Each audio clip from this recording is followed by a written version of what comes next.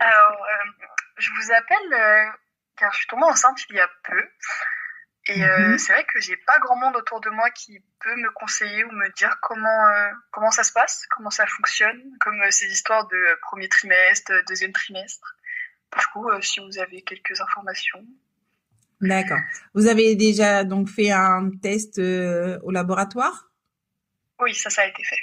D'accord. Donc la grossesse est confirmée. Mhm.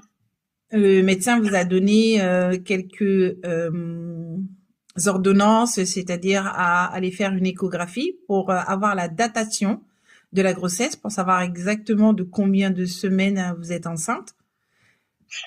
Oui, exact. Pour l'instant, je sais pas trop. D'accord, Mais je les ai pas encore fait. d'accord. À savoir que donc une fois que vous aurez fait votre échographie de premier trimestre, ça va vous donner donc une datation, c'est-à-dire combien de semaines et approximativement à quelle date vous êtes vous avez été enceinte. D'accord. Et ça va vous permettre de faire la déclaration à la CAF, la Caisse d'allocation familiale. Mhm. Ensuite, faudra faire une déclaration à la sécurité sociale, mais c'est lié avec la CAF et du coup tout va s'enclencher. Vous allez Tout en même avoir, temps. vous allez Ça sera avoir tout des, enregistré tout seul. excusez-moi. Ce sera en même temps. J'ai pas besoin de faire deux demandes. Ce sera une demande et tout part en même temps. Oui, ça sera en même temps parce que le médecin aussi, lui, il va faire la déclaration.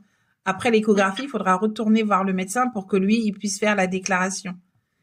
D'accord. Et de là, il va vous remettre un carnet de grossesse où il sera écrit quels seront les moments où il faudra refaire des examens sanguins, urine, et où il faudra aussi refaire une échographie. Vous avez plusieurs échographies à faire, plusieurs examens à faire, et tout ça, c'est daté. Et ça dépend du nombre de semaines, du nombre de mois, et tout ça, c'est écrit dans le carnet de suivi de grossesse.